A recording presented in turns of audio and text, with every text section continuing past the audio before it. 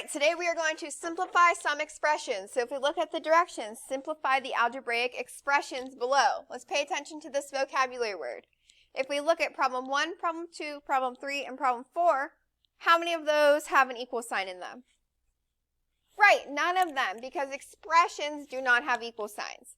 So that's the difference between an expression and an equation. Equation has an equal sign, expression does not. So now let's look at this. We're going to simplify these. So when we do this, first we want to talk about terms. So in an expression, terms are separated by either addition or subtraction signs. So here in our first expression, we have 3 terms. 3x is a term, 6x is a term, oops, I did not mean to do that, and 8 is a term. When we simplify expressions, we want to combine like terms. So here, this 3x, I'm going to highlight it yellow. The 3 is the coefficient because it's the number in front of the x, and the x is called the variable.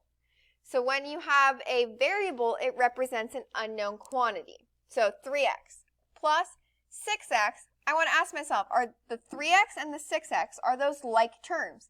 Are they the same? Do they both have an x? And the answer is yes, so I'm going to highlight the 6x in yellow as well. Then we're going to look at the 8. Does the 8 have an x with it? No, it doesn't. It's just an 8. It's a constant. So it's not like the 3x and the 6x. Since I've color-coded them, now we're going to go through and we're going to combine those like terms. So 3x plus 6x. Those are the same, so we can add them together. That's 9x plus 8. We just brought that 8 down. Now we're going to ask ourselves, do we have any like terms left? Can we combine it any further? And the answer is no. We have no like terms, so we're done. All right, number 2, we're going to go with the same concept. So over here, negative 3. It doesn't have a variable next to it. It's just a constant. I'm going to highlight it blue. Plus 12y. Now you might be saying, oh, I thought x had to be the variable. Any letter can represent a variable, an unknown quantity. So here, that plus 12y, I'm going to highlight that green because it has a y next to it. It's not like this negative 3. All right, so then plus 9 doesn't have a variable next to it. I'm going to highlight it blue. Minus y. Y is the variable, so I'm going to highlight that green. Now remember, when we have that minus y, there's like a 1 in front of it. We just don't see it. So now what I'm going to do is I'm going to go through and I'm going to rewrite this. All right, so I had to pause, so let's see where I was at. Okay, we're going to reorder this. I'm going to write the blue constants, I'm going to write them next to each other. So I'm going to put negative 3 plus 9, and then I'm going to write the green terms that are like next to each other. So plus 12y minus 1y. And now we're going to go through and combine the like terms. So here we're going to do negative 3 plus 9, which is 6. And then we're going to do 12y minus 1y. So if we have 12y and we take 1 away, how many do we have left? 11. So we have 6 plus 11y. That is our final answer because, look, we have a blue constant and a green 11y. So they're not the same. Can't combine them any further.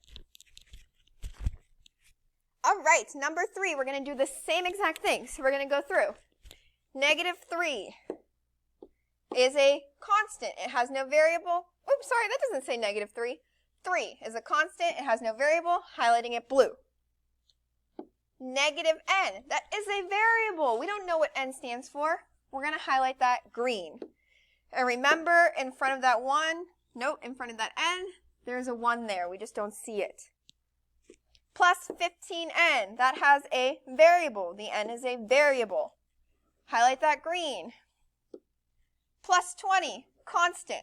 No variable. We're going to highlight it blue. Minus 4n. It's green because it has an n there. It has a variable. And now I'm going to reorder my expression. So I'm going to write all the blue constants next to each other, and then I'm going to write the green terms that have a variable in them next to each other. So we have 3 plus 20 minus 1n plus 15n minus 4n. All right, so now the blue terms, we're going to combine the blue terms. So, what is 3 plus 20? 23.